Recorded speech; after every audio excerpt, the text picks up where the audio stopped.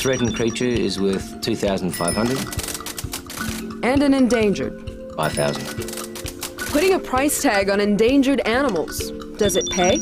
We needed a further 10 million to make ourselves sustainable. That 10 million was elusive. We weren't able to find it. And selling giant spiders on the sly. What we're interested in, though, is a particular creepy crawly with an enormous price on its head. The black market pet trade spells trouble for Mexican tarantulas. And Hayden Turner heads for the hills in search of organic food heaven. Look at the little guy. He's got his little bed, his little newspaper bed wrapper, and he's in his sleeping bag. Looks like the altitude's gone to HT's head. Oh, that's good enough to eat, that stuff.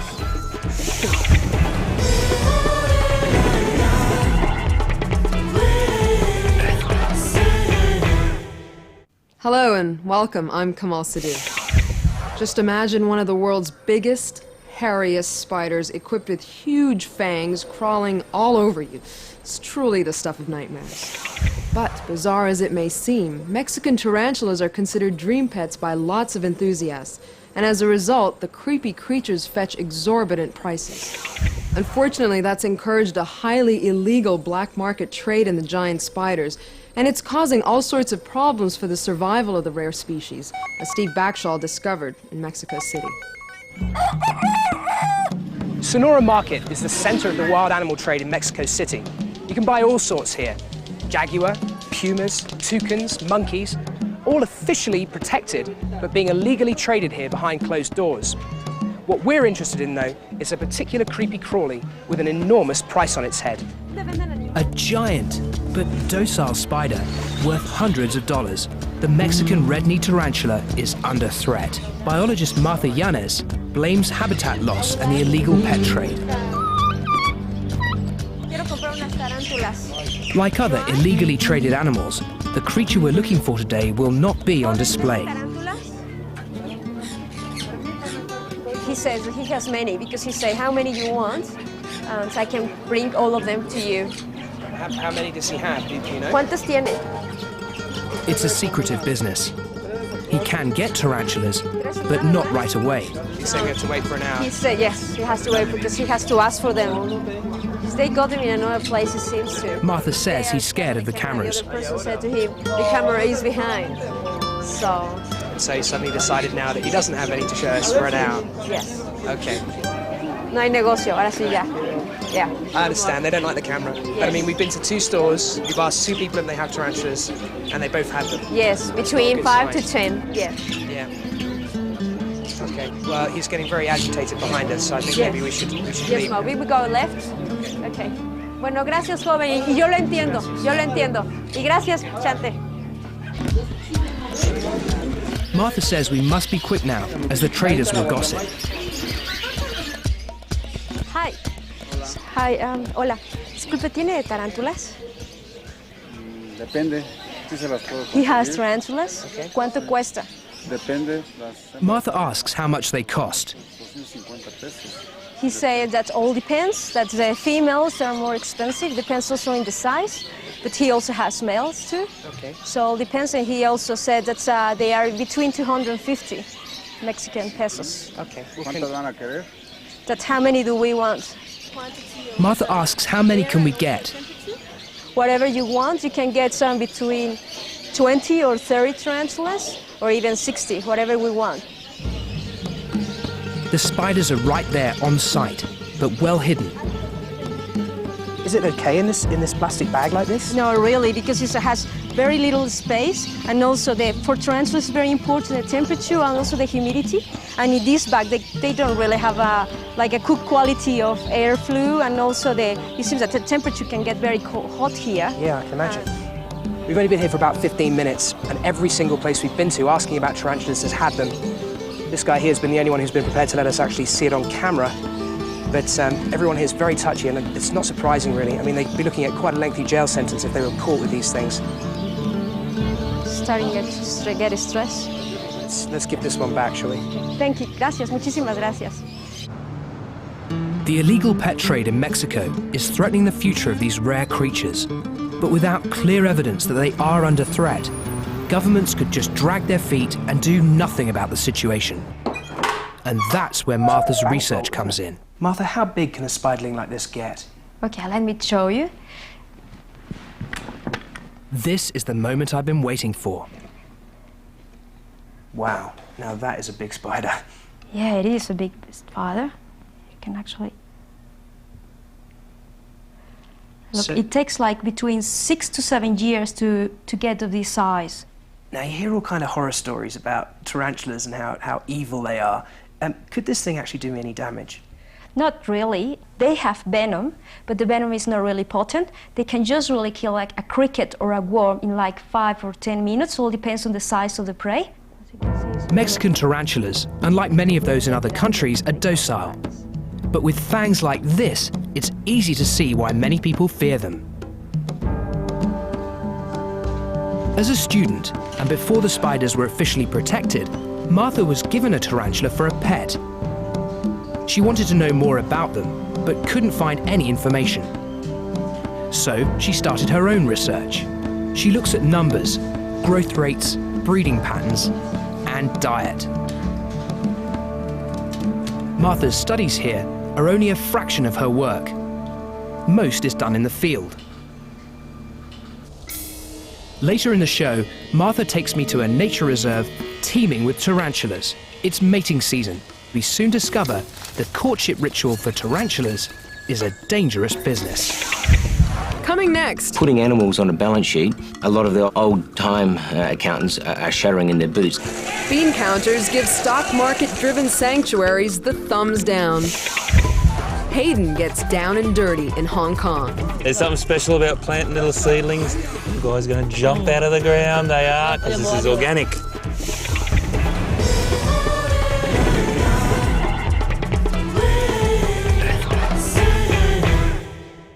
In our last series, we brought you the remarkable story of a novel and ambitious plan to save endangered native Australian animals. Dr. John Wormsley, a self-styled animal enthusiast, floated a company on the stock market to set up a sort of Jurassic Park for endangered Australian animal species. Investors warmed to the concept, and it wasn't very long before the new company was flush with funds. But a year or so on, the innovative idea isn't looking quite so rosy. Dr. John Wormsley, founder of Earth Sanctuaries, had a wild idea: to float his conservation company on the stock exchange. Now, the concept may have sounded crazy to many, but ultimately, it could be the key to saving wildlife on a massive scale. His conservation dream started in a relatively traditional way, setting up a sanctuary for threatened animals. His wife, Prue Geddes, helped bring that dream to fruition. I guess I'd met John after he'd been here for 10 years and joined the project in 1980, effectively, I guess. I was involved with most of the early plantings and the fence and all of the animal introduction. John believed fencing was vital to the conservation of Australia's rare animals. Nobody understood that the problem of Australian wildlife was foxes and cats. They thought they were blaming land clearers, they were blaming farmers, they were blaming miners, they were blaming everything except the moggy on their lounge at home. But he wanted to save threatened wildlife on a grand scale, and that's where his conservation took an extraordinary turn. John headed to the Australian Stock Exchange, armed with a portfolio and a plan. Traditionally, we're bean counters, and all of a sudden I find myself bill bee counting. Accountant Peter Gregg helped to create a novel business plan. By putting animals on a balance sheet, within the accounting profession and fraternity, there's a lot of the old-time accountants are shuddering in their boots. This system allows farmers to list livestock as assets. And for the first time ever, it allowed a value to be put on wildlife. A threatened creature is worth $2,500. And an endangered. $5,000. So, with an agreed value for these little creatures, Earth Sanctuaries did their sums. The company's book value went up by $3.8 million. When they finally floated in May 2000, investors saw an opportunity, and Earth Sanctuaries Limited raised $12 million. So what did John do with all that money? He developed land, lots of land, and put up enough fences to cordon off a small country. As more sanctuaries were created, more staff were employed to manage them. The conservation projects were a great success. Rare and endangered animals bred and flourished. But these new investors from the stock market expected more than conservation success. They wanted financial returns. Warrawong Sanctuary did well. It attracted 42,000 tourists a year. But others, like Scotia Sanctuary in the outback of New South Wales, attracted less than 800 tourists a year. A serious financial imbalance developed. John and Prue's dream to save wildlife had focused too much on conservation and too little on making money. We needed a further 10 million to make ourselves sustainable. That 10 million was elusive. We weren't able to find it. The only way to find that money was to put their assets up for sale. For John, selling his sanctuaries was like asking a surgeon to operate on his own child. He stood down as managing director. His wife Prue is now holding the reins and awaiting expressions of interest. I mean, it could be that there is a large investor out there happy to come in, put the investment in and let us get on our way. But it's probably more likely that the empire as it is, the Earth Sanctuaries empire, will be divided up in some way or another or sold off.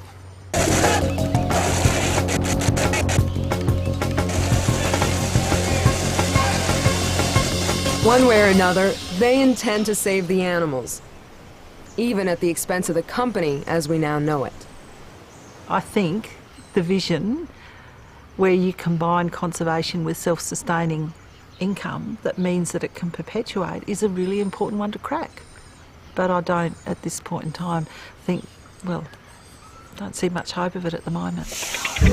Coming later, tarantulas, facing an uncertain future. Oh, we should put it now with a female to provoke the courtship and the mating behavior. Next, we've got a bird ready for release right now. Hayden bids farewell to a feathered friend.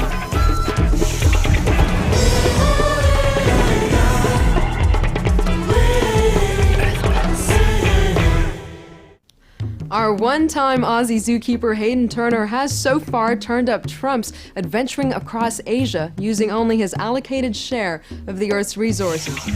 We've challenged HT to travel and live sustainably in 5 resource categories: waste, water, transport, energy, and his all-time favorite, food.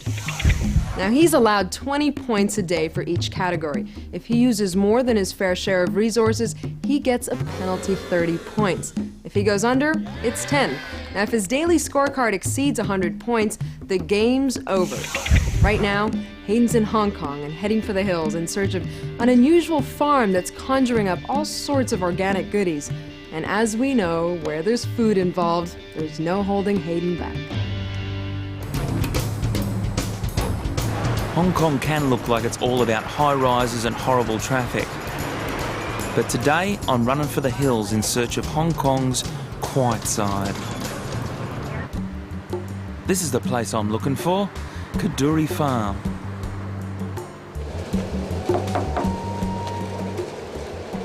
Hey, I'm looking for Heidi. Hi, Hayden. Yeah, how you nice doing, to meet you. Oh, nice to meet you. Sorry I'm a bit late. Don't worry. Let me introduce you to my colleagues. Angus here is one of the farm's agricultural gurus. He's going to show me how it all works. Kadoorie was set up after World War II to provide work and food for migrants. Now it's a centre for organic farming, renewable energy and conservation. How's this view? 550 metres above sea level. And that's the goddess of love and compassion looking over the farm. Hope she's keeping an eye on my points. What you just told me, you're from the east side and then go up to Now, there are no chemical sprays on this farm, so they rely on some creative forms of pest prevention. They not only speak a bit of Mandarin around here, they grow them. Lady Mandy in there. Hello, Tiger. Look at the little guy. He's got his little bed, his little newspaper bed wrapper, and he's in his sleeping bag. Here we go. Oh, and look, he gets fed the very best organic compost made right here on the farm. It's plant material. Smell it? Oh, that's good enough to eat, that stuff. Love that compost. Love the look of those brand new veggie patches too. Oh, I love that soil. Oh, there's something special. There's something special about planting little seedlings. Little guys going to jump out of the ground. They are, because this is organic. Of course, they also grow up to become my favourite thing, food. Organic dumplings. Sensational. But it gets better. Kaduri Farm also looks after animals and birds. Today, Rupert here is flat out getting injured birds up and flying again. Well, we managed to release 50% of all birds admitted to the centre, and in fact, we've got a bird ready for release right now, so we can go and do that. Today? Yeah, right now. This sparrowhawk came into Rupert's care after he knocked himself out on a window. The bird, that is. After 3 weeks of care, it's time to fly home. It's a pretty amazing feeling, mate, isn't it? It is. What you just is. have to do. Definitely. The work that goes into rehabilitating this bird back to being able to survive in the wild makes you feel pretty good, mate. Off you go, brother. Okay. That was their 150th release. What a day. Well, I certainly didn't think I was going to be seeing this in Hong Kong. Unbelievable place. The organic farm, the raptor sanctuary, all the incredible work that these people are doing to create awareness through the community about their natural environment. Pretty inspirational stuff. How am I doing on the point score? Organic food kept me on target and no waste again. 90 points and some peace and quiet. Still to come. Tarantula courtship is complex and dangerous. Mating, Mexican tarantula style.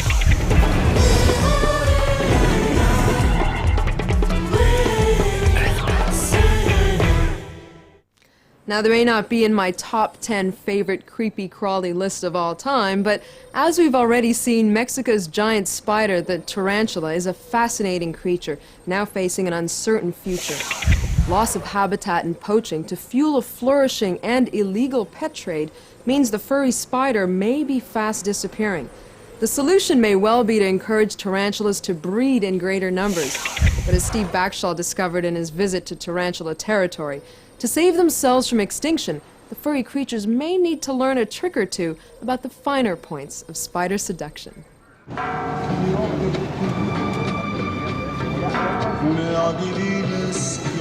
We're in Puerto Vallarta, on the west coast of Mexico. Y suelta los pelitos, tú verías aquí pelitos volando. And Martha Yañez has one of her tarantulas with her. Martha, can you ask them if there's anyone here who is very scared of spiders? ¿Alguno de ustedes le tiene mucho miedo a las tarántulas? Yes, they say that they're all scared about them. They're all scared. Yes. Sí, sí, la tarántula. As Martha dispels some myths, a few of the onlookers lose their fear. ¿No te da miedo la tarántula? He's not scared about tarantulas. It doesn't take long for Martha to turn their fear into curiosity. 2 days ago, I'd never touched a tarantula before, and I was nervous as hell. Now I think they're one of the most wonderful creatures I've ever seen. Hopefully the talks that Martha's doing here is going to make these people feel the same. If people understand, not fear tarantulas, there's a better chance of stopping illegal poaching in the wild. Comella Quicksmar Reserve is the largest stand of dry deciduous forest in Mexico, and the only one that's protected. There's an amazing diversity of plant and animal species here, and it's perfect tarantula territory. As part of her study, Martha records the time it takes for females to reach sexual maturity. So Martha, are you sure there's a burrow somewhere near here? Yeah, we have many burrows here in the field, and we actually have them marked with flagging. Actually, here is one. That's very convenient. Can't miss it with that, can you? Is there anything we can do to make her come out? Yeah, we can take a piece of grass and to provoke some vibrations. So this will make her think that there's prey outside. Yeah, we have to be very gentle to provoke some little vibration. Now we just have to wait. Wow, here she comes. Yeah, here she comes. Let me pull it more so I can take This is a the female, but Martha's very keen to find a male. She's beautiful. Yeah, she's a beauty. So we'll meet now the people from the station. Hola, Marciano, ¿cómo estás? Te presento. She hopes a colleague at the reserve has managed to catch one so she can mate it with one of her females from the lab. Okay. He said that yes, he has one tarantula for us now. Fantastic. ¿No las podrías mostrar? Claro, sí. Once they reach sexual maturity, males only live for 6 months, so there's little opportunity to mate. That's avoid that the tarantula, the males start searching for the female. Oh, look. Es un macho. It's a very good male. It's a beauty. A beautiful male. Yeah, it's a good size. I think probably this male is like 30 grams of weight. Muchas gracias. Thank you very much. So what are we going to do with this male now then? Oh, we should put it now with a female to provoke the courtship and the mating behavior. We can go now to the field. If she can provoke mating, she might be able to breed more tarantulas to study in captivity. Tarantula courtship is complex and dangerous. In around 1/3 of cases, the female will eat the male. Finally, the dance begins.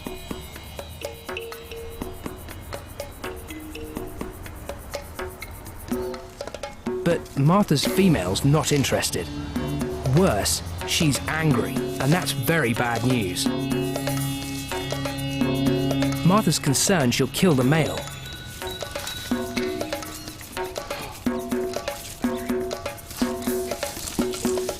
He may not have succeeded in mating, but at least he lives on to try again. In the long term, Martha hopes some of the tarantulas she breeds can be reintroduced to the wild. That's once poaching is stopped and the public no longer see these incredible arachnids as pests. To most people, spiders are a very unwelcome house guest, and a tarantula like this is something to be terrified of. One of the finest things that Martha's work achieves is teaching people that bugs can be beautiful. She certainly convinced me.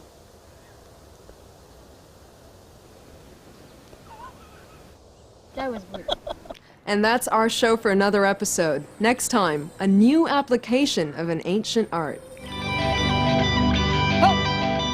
Flying again, thanks to a master falconer. He's pushing really hard. He's healed really well. The healing power of falconry. And puppy power tames a vicious predator. This little puppy, and others just like her, could end up being the saviour of wolves all over Portugal. Keeping the wolf from the door. And Hayden on an eco-shopping spree in Hong Kong. 50 times. I can just picture kids walking down the street, you know, like just cruising and then stopping and winding up there. See you next time.